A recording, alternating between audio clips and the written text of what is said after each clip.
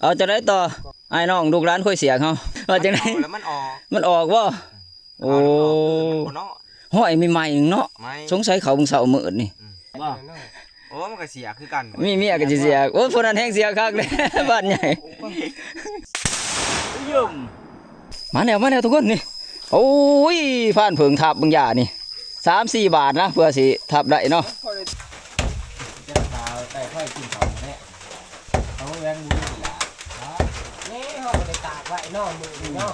เลยนี่ครั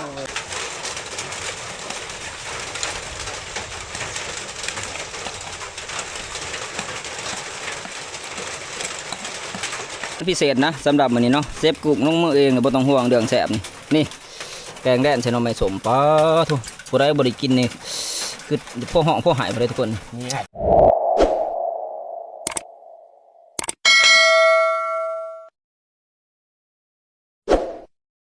ทักทายสวัสดีทุกคน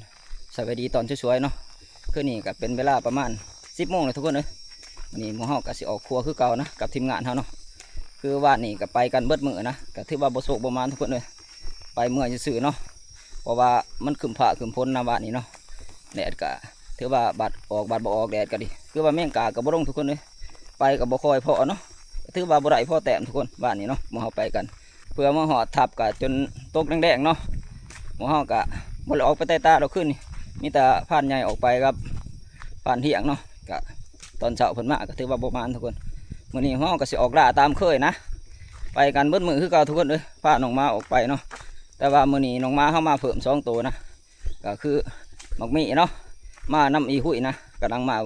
แดงบ้านนี่ตอนค่ำๆเนาะหมอมีนี่ก็เป็นครั้งแรกของหมอนะกับการเดินป่าเนาะไปดูไปส้มกันทุกคนเอ้ยว่าออกครัวออกล่ามื้อนี้บ่เฮาสิโศกสิมานอยู่บ่หมอเฮาก็สินิ่นรัดหมูนำนะทุกคนเนาะว่ากันออกไดโหนำบางเถื่อเนาะเพราะว่าขัดสินิ่นตะครัวแมงกากนี่กะคือว่ามันบ่ค่อยเลยทุกคนมันเป็นคืมผ้าคืมพ้นเลยเนาะเพราะว่าพ้นนี่ก็ไก่จะตกแห้งเลยนี่ก็อยู่ในส่วงฤดู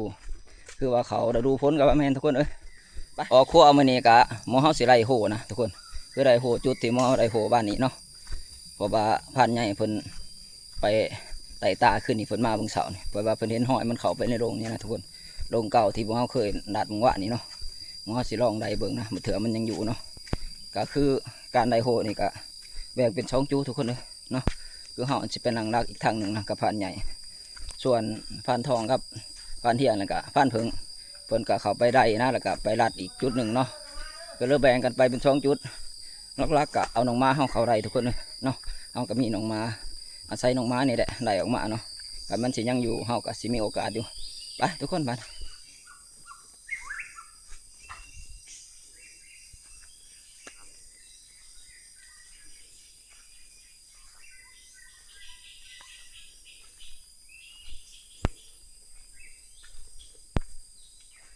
นี่ทุกคนห้อยที่มันเข้าไปมุเสานั่นนี่โอ้นี่ตัวนี้ห้อยหน่อยทุกคนนี่ตัวนี้ก็ห้อยหน่อยเนาะคือจะเป็นหมูสุ่มทุกคนเลยจะมีตัวหน่อยตัวใหญ่เนาะนี่ห้อยตัวใหญ่ทุกคนเลยนี่อาจจะเป็นห้อยเมียค้างเนาะหรือว่าห้อยมักถอกนั่นจุดที่พันใหญ่เป็นเด่นนี่โอ้ตัวนี้ใหญ่ค้างนี่ทุกคนเนาะนี่แมนเบิดนี่ตัวนี้บ่งมุ่นที่พันใหญ่เพิ่นขีดใบเนาะเพิ่นไม้ใบนี่แม่นเบิดทุกคนเลยนี่โอ้มันเข้าไปเป็นทางนั่นนี่ซ้อมทางเที่ยวเนาะจะเป็นทางที่คนเที่ยวงัวเที่ยวนะกะมันก็เที่ยวทุกคนมันเที่ยวตามทางอยู่เนาะนี่มันเข้าไปนี่นะเข้าไปไหนนี่เพราะว่าทีมงานเขากับไปโหทางหนาเนาะเรียกว่าเขาเป็นจุดกลางน้ำมอก็สิมาลักแท่นี้แหละกับพันใหญ่เนาะสิอยู่กันคนละจุดนะนี่เบื้องเทิงน้ำทุกคนโอ้พันใหญ่เพิ่นขึ้นเทิงนะเพิ่นเอาอยู่จุดนี้เนาะจุดนี้ใกล้ๆนะทุกคนใกล้ๆกับหอยมันเนาะนี่เปิดเขานั่งอยู่นี่เพราะว่ามันเป็นหนทางเที่ยวเนาะนี่เขานั่งอยู่ข้างงูดินนี่เอาวางนี้ต้นไม้นี่ก็คือหอยมันเที่ยวหันอยู่จุดนั้นเนาะอันนี้มองเขาถ่ายเบิ่งหันนะมันเป็นทางเข้าไปไหน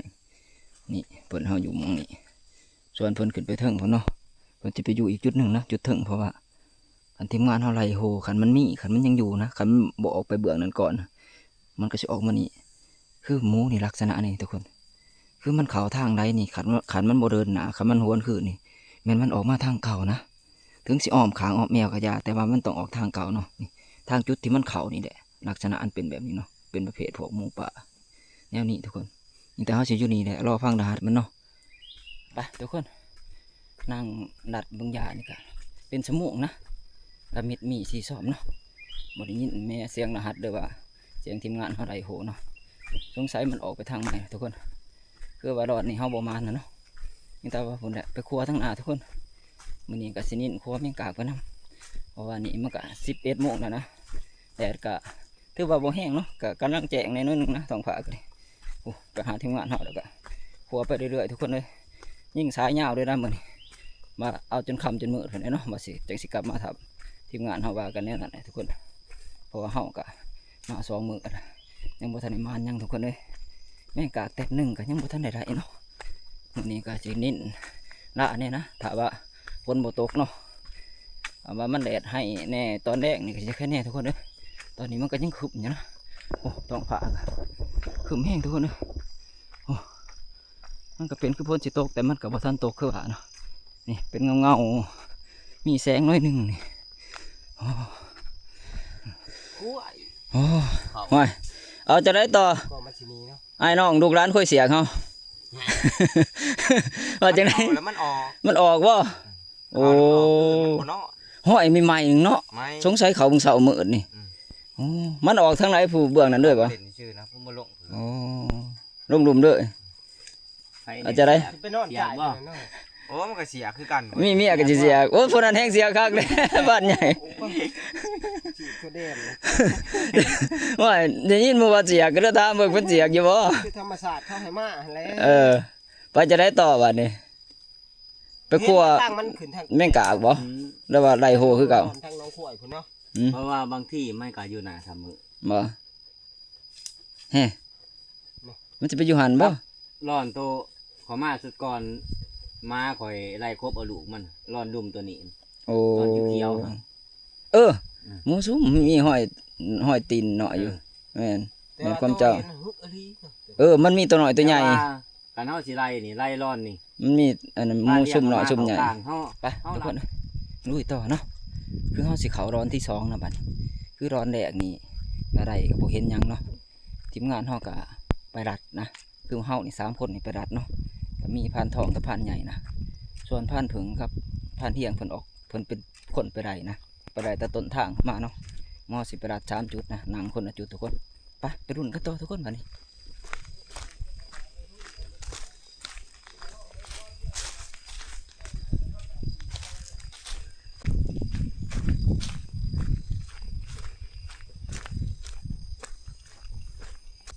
จุดที่เขาสินั่งกันนี่แหละอยู่ลูกนี่ทุกคนเลย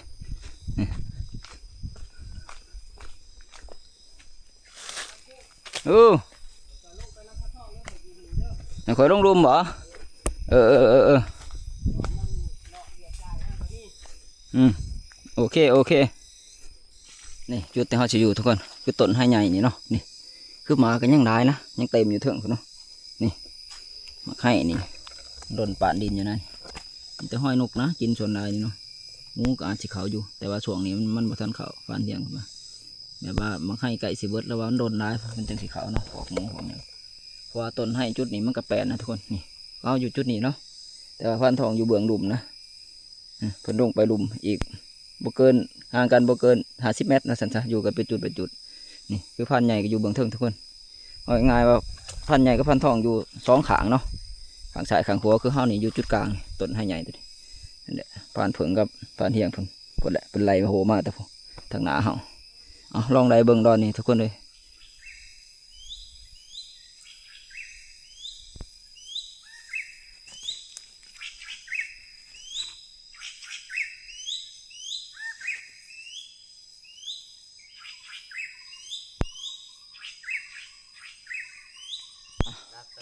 ถือว่าได้ดอนที่2ก็ถือว่ายังบ่มานทุกคนเนาะยังบ่พอ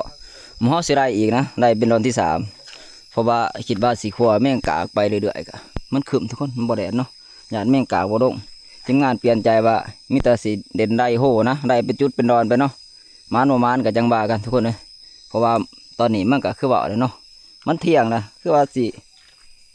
ขัวแมงกากะบ่เป็นเรื่องหรอกคือบ่าเด้เนาะมีแต่สิเด่นมักไล่เอานี่แหละลองเบิ่ง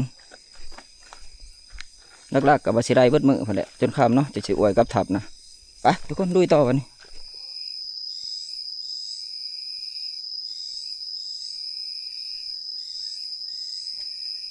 โอ้ยนี่หมอมีโอ้ยพาหมอมีออกงานสองงานนะยังบ่ทันได้มานทุกคนเด้อนี่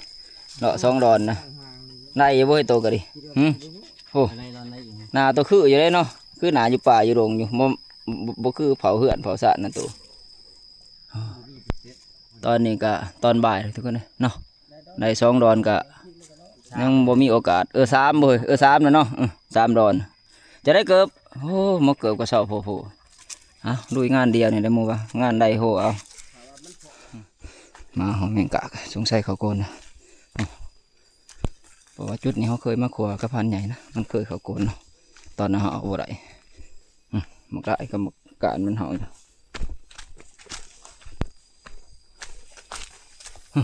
โกนอยู่เถิงทุกคนนี่พอจุดนี้คือเขามาแล้วนะมือก่อนเอากระพันเผิงพันใหญ่มันเขาโกนขึ้นกันแต่ตอนช่องหาบ่เห็นบริเวณเดียวกันงั้นบ่เกือบเสกเบิ้งเสกต้นไม้เบิ้ง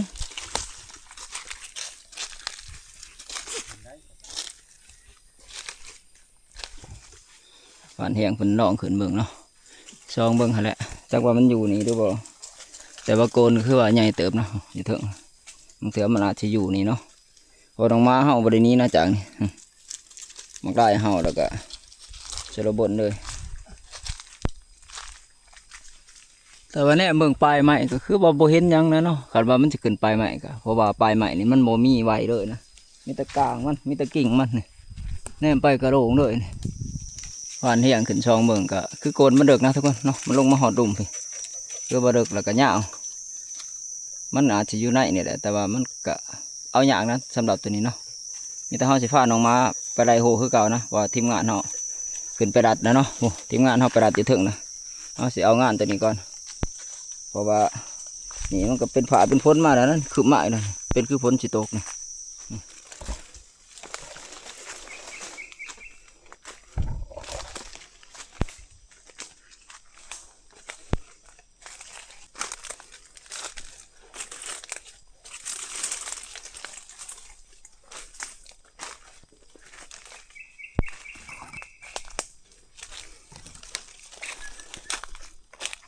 มันลายเห่าเบิ่งเทั้งทุกคนเนาะ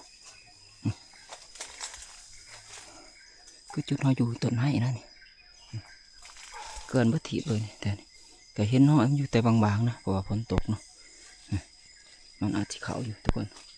ไปเบิ่งน้ำมันลายก่อนมันเห่าอยู่เทั้งหัว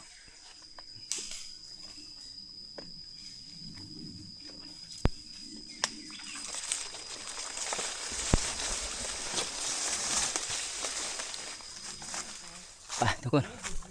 คือเราหนีกับโบมาเนี่ยเนาะหมักไล่เห่ากับจักเป็นเห่ายังนะแต่ว่าแรกๆเห่าคือจะเป็นหมักกาดเนาะเห่าหมักเบอร์มันเดินไปอีกทางหนึ่งนะปานเทียนเดินสวนกับบ่ทันเนาะวางแผนกันใหม่ทีมงานเนาะบัสิไล่อีกรอบหนึ่งนะจากสิกับทับเนาะบางเถื่อกับสิอวยกับทับเลยเพราะว่านี่มันกระเทียงนะทุกคนเนาะเอาเข้าไปเบิ้งมีเบิ้งสำรวจเบิ้งเลยนี่หมักไล่เห่าเนาะนี่สงสัยขึ้นต้นไม้นะแต่บ่ฮู้ว่าแมงกาหรือหยังหักคันมันเห่าก็ลักๆก็แม่นแมงกาเลยนี่คือว่าต้นก็บ่ใหญ่ปานใดนะแต่ว่ามันสูงเติบทุกคนเลยโอ้สำรวจเบิ่งพันใหญ่เป็นจังได๋เห็นอยู่บ่ห้อยมันเห็นห้อยบ่ ใหญ่เลยเด้อ โอ้ใหญ่บ่ใส่มึงใส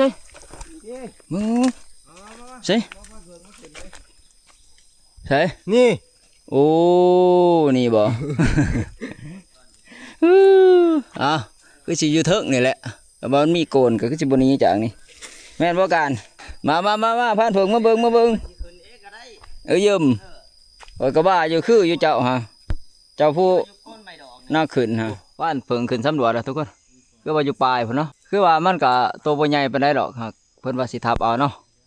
อยู่เทิงผู้เพราะว่าของบ่ได้นะเพิ่นว่าอยู่ปลายผู้ นะ แป้ง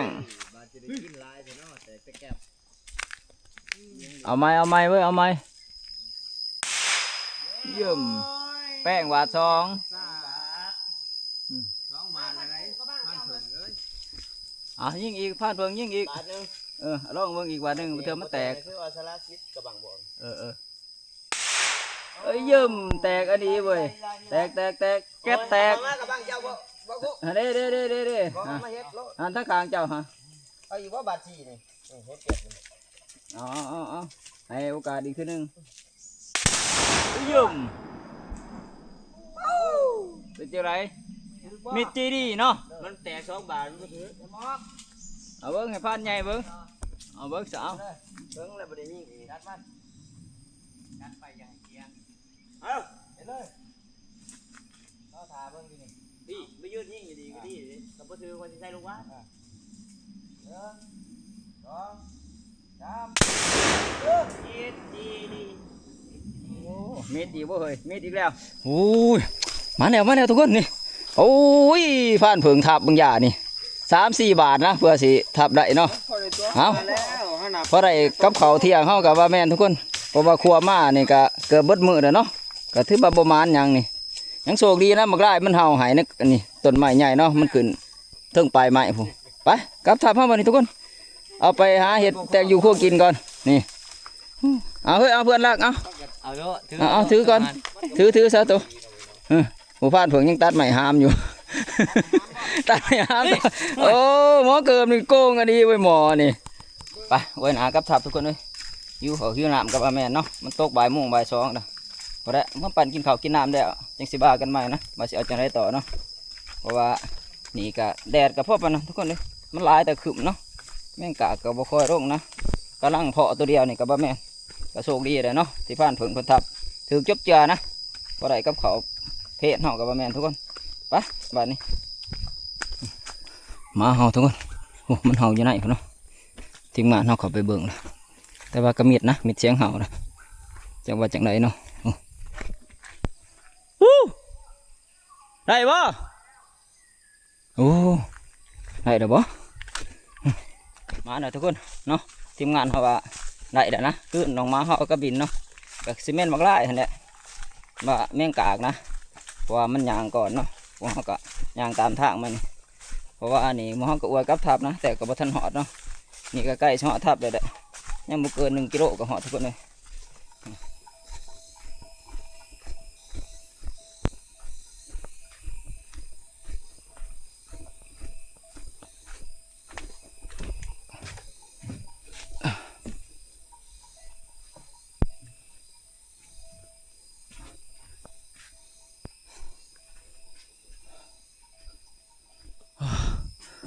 มาหอทับแล้วทุกคนโอ้คือเฮาล่วงหน้ามาก่อนนะกับผ่านเผิงเนาะผ่านเผิง แม่ ทีมงานเฮาว่ามาเฮาหันจักว่ามันได้หรือว่าจังไดนะแต่ว่าบ่ทันเห็นมาเนาะ เพิ่นเลาะครัวมาเลย สงสัยเพิ่นเลาะครัวตามป่ามาเลยนะเฮาล่วงหน้ามาก่อนกับผ่านเผิง เสียงมา นี่แต่เสียงมาเห่าเสียงห่างกันโอ้เงียบนะทุกคนยังล่ะเอาแล้ว ง้อเขามากินบ่ พาติมเขาเฮาสมาหล่นอยู่รุมผ่านเผิง ในโต้มันก็ใช้บัตรมาเขาเห็นแล้ว เอาแล้วอย่ามีหมาเข้ามาเซ็ตเขาเฮาหวานนี่บ่ได้มาไว้ซับใช่ล่ะ เดี๋ยวจะซุ่มเขาซื้อไปโต้มันน่ะตีคอยโอ้ยขาย โอ้นี่ทิมเขาไว้นี้แม่นบ่ผ่านเผิงมึงหันนะเซ็ตโปกระจุยกระจายเด้อบัดนี้หมอแห่เข้าโอ้ยจะมาเป็นแน่นี่บาดนี้สงสัยมาเขาจะมาเนาะอย่ามีทีมงานอื่นมาบ่เห็นเลยทิมเขาทุกคนนี่เห็นแตะพามันบาดนี่ตีบางใหญ่มันเซ็ตบาดนี่พอปกติเฮาก็ไว้หานี่ประจำนะเนาะก็บ่เคยมีหมูมีหมามา เคยมีมัน มาเฮ็ดจักเทื่อ จักเทื่อหรอก โอ้ยบาดนี่จังมันสิขาไปใส่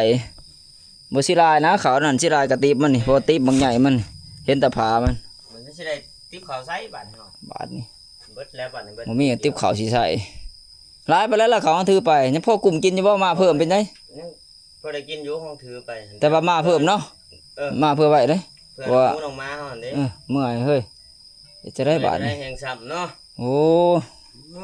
มานกับบ่มานมายังมาหลักติบเขาไปกินอีกบาทนี่มันจักลาย มาแต่เฮามันบ่เป็นจังซี่ มาเขาสิมาเขาไว้ก่อนบาทนี่นี่ทุกคนเห็นแล้วบาทนี่พี่ผู้โอ้มันเอาลงมากัดกินอยู่ดุมพี่ โอ้เขาก็ถือว่ายังบ่ร้ายปานใดแม่นบ่พันเพิ่ง แม่ นี่ กะสิอิ่มหนึงพุ่นแล้ว อิ่มหนึงเนาะ คันม้ากินกะแทบ เอ้า ไปบ่ได้พุ่นแล้ว กะยามันให้มันกินโปรดเขาบ่สิลายหรอกเขาเฮาก็ยังมีหลายอยู่สิลายกระติบมันนี่กระติบมันใหญ่มันเอาไปแช่น้ำก่อนแล้วสิล้างเอาแล้วบัดนี้โอ้จักละบ่เคยมีเหตุการณ์นี่จักเทื่อเอาไปมาซะโอ้จุ่มลงไว้นี่แหละเดี๋ยวเฮาจังล้างเอา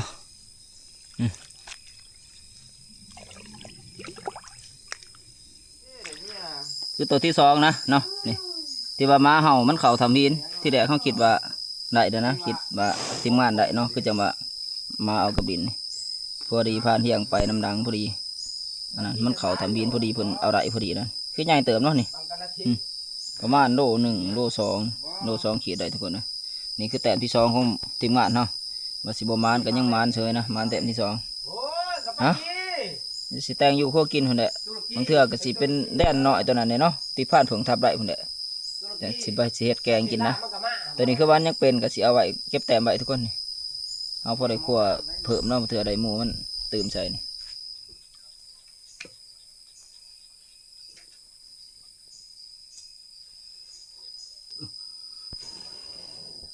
มันคือน่านลูกเนี่ย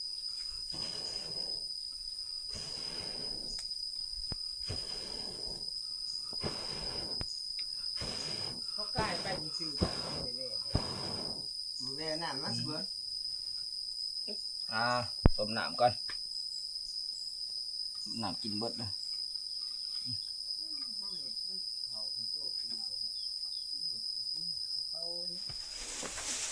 ว่าสิกินน้ำแซ่บ นี่บ่แสะซ้ำบ่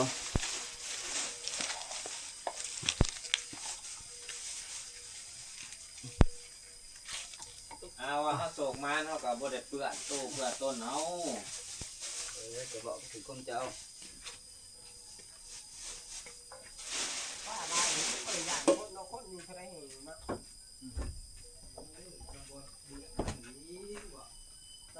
เวลาผู้ที่ซื้อห้ามมาเลี้ยงมัน เห็นนะโอ้เสียงลมเสียงฝนเฮ้ย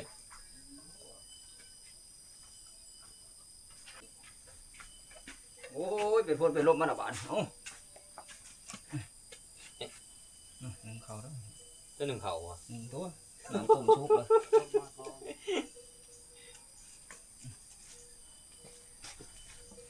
โอ้ยเสียไปใช้เนี่ยนี่เป็นพลเป็นลมนะ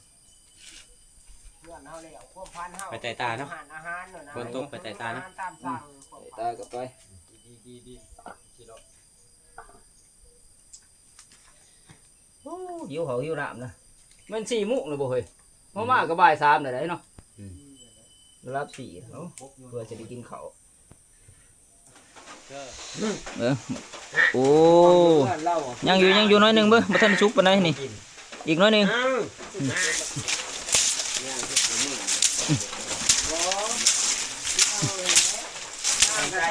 ระดับโอ้นะเดี๋ยวต้องเห็น โอ้นี่ ระบบเทป มาทานหอดใช้ฝนตกอีกแล้วทุกคนเลยนี่คือสิบได้ไปขัวละขาบแดงของหมู่เฮาเนาะนี่ฝนมาอีกแล้วนะบ่ว่าตะขาบแดงนะถ้าว่ามันตกบ่เช้านี่มื้อแรงคือสิบ่ได้ออกใต้ตาฟังเมืองพ้นพุ่นแหละเนาะนี่เฮาก็สิช่วยเขาช่วยน้ำก็คือสิใกล้สิได้ที่ละ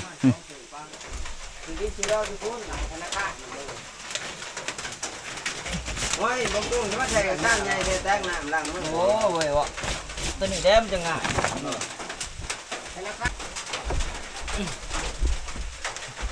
โอ้ยกดเด้อ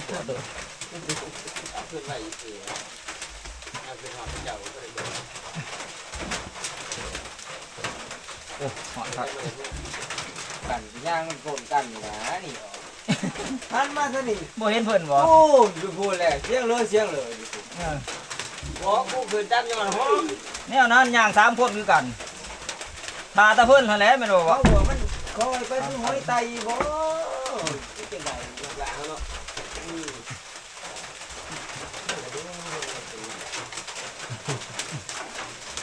จริงเหรอ ว่า ตัวน้ำมันตู เสือแล้วถูกเข้ามาดอก ตัวน้ำมันตูพันทองมาก่อน ยังไปหล่อเอาของเรา พี่น้ำกระดูกจะออก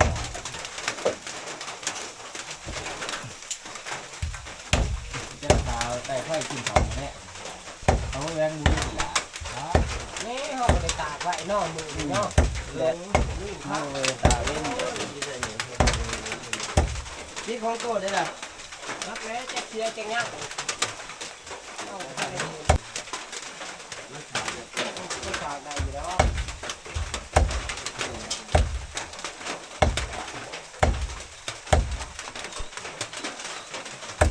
ก่อนสีดำตี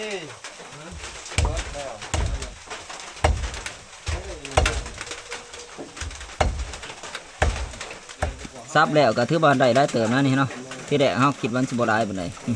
เชื่อว่าซ้ำนี้ก็โอ้แกงสู่ทีมงานกินนี่เต็มต้องนี่จะแกงเส้นน้ำไม่สมแซ่บๆเลยนี่ เป็นยังมาคือห่วงหัน ฮะลมบางทีจะหูมันเป็นหยังคือห่วงหัน บ่ดมมาเพื่อนฉันการท่องเห็ดเต็มไป ก็ไว้เนาะจับปรับเลยเนาะ ปากบ่ ประจำเดือน บ่ ประจำเดือนอยู่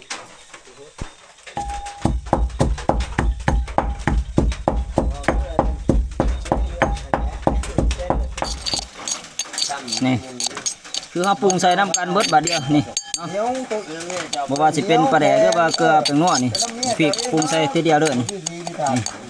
ตั้มมาตั้ม ปรุงพร้อมกันมันจะง่ายนะมันจะบ่ยากปรุงแต่ละเทื่อเนาะนี่คือเอาไปลงหม้อบาดเดียวเลยบัดนี้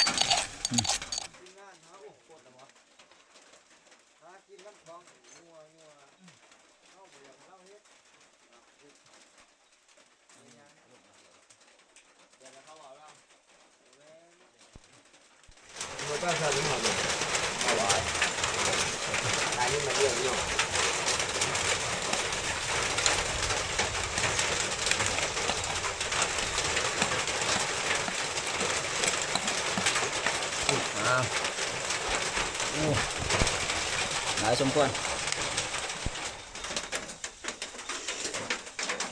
โอ้เผ็ดน้อยหนึ่งว่ะโอ้แซ่บไปดิในเรื่องนะนัวคักอยู่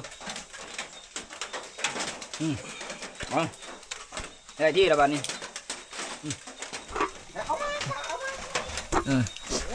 นี่ไม่ไล่ไล่ เด้อโอ้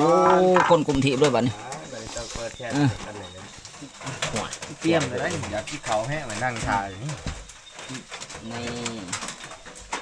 นี่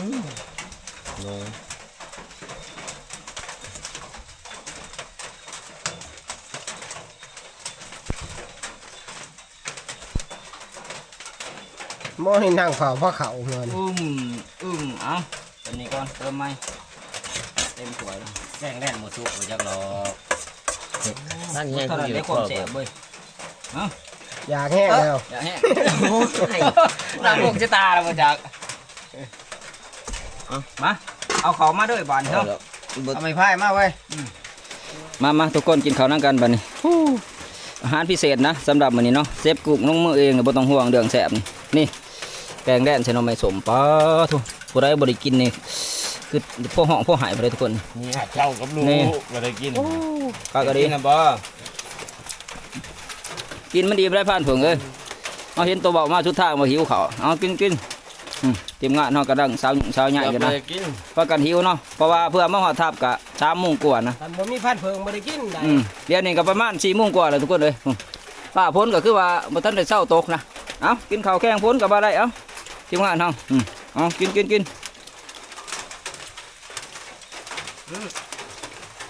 เบิดแล้วบ่พันกุ้งหน้ามัน โอ้ยเบิดก็ได้ก็น้ำน้ำลายเนาะ แต่คือบ่ใช่เครื่องมันพันกุ้ง ยันมันบ่เนาะ เฮ้ยตอนเฮาได้ตัวนี้เฮ้ยตอนเฮาได้ตัวนี้ จองนี่บ่ เอาตัวบ่ให้ การใส่เครื่องเกิบเนาะคือบ่เกิบพวงอีหุ้ย เกิดมันคู่เดี๋ยวนี้นั่นหน่อย มอจากสิรัดไม่ได้กับห้องนึงเขามันก็ได้ มาให้แน่นว่า กินเบิ่นี่พาน้องไปเด่นเด้อไปเด่นใช้กับไป มันก็บ่ไปเลยมันก็ใหญ่เลย นี่เด้น้องนี่น้องนี่มาเพิงนี่น้องเจ้านี่มาเพิงนี่ป้ามันไปเถอะ เอาไรเมื่อยคนก็ตกนี่ ว่าถึง แต่แรกฟื้ยลงมาหมอกี่ขา มาบอกอะไร ต้องห่วงใจกูไม่ กินได้มันอิ่มก็ได้จะออกเว้ยมันยังเต็มถั่วจะก็ออกมอเนาะ โอ้ยของข่อยไปนี่ โอ้กินยังได้ก็ได้ก็ออกเว้ย กินยาบ้านกินกินยาบ้านต่อเจ้าเล่นปลาในกองขอในผ่านกินแต่ว่าข่อยคิดบางอย่างเดียว ก่อนที่จะคือตอนเกรงใจปะกินข้าวกินน้ำแล้วเฮาก็สิเข้าตัวพักผ่อนทุกคนเลยเนาะเพราะว่านี่ก็ออกไปไสบ่ได้นะคือฝนนี่ก็ยังบ่ทันเช้าหยุดเนาะคือตอนนี้ก็ใกล้สิหาโมงแล้วทุกคน แต่ว่าท้องฟ้านี่ก็มืดนะเพราะว่ามันเป็นมืดฟ้ามืดฝนเนาะเฮาก็คือสิออกไสบ่ได้แล้วสำหรับมื้อนี้เนาะมีแต่ฟังเบิ่งมื้อแรงคันว่าฝนมันเช้านี่บางเทื่อสิออกไปใต้ตานะกับทีมงานสิแบ่งปันกันไปเลยทุกคน แต่ว่าสำหรับคลิปนี้เฮาสิปิดไว้เพียงเท่านี้เนาะพอกันใหม่คลิปหน้าทุกคนก่อนอื่นหมดก็ขอขอบคุณขอบใจนะ FC เบิร์ดทุกคนเนาะที่เข้ามาติดตามนะครับชมคลิปของเฮาตัวต้นจนจบนะสุดท้ายก็เส้นเก่าเส้นเคยทุกคนเลยอย่าลืมฝากกดไลค์กดแชร์เนาะกดติดตาม2บักปุ่มคนหากิน เพื่อเป็นกำลังใจเฮาทำคลิปใหม่ๆต่อไปทุกคนเลย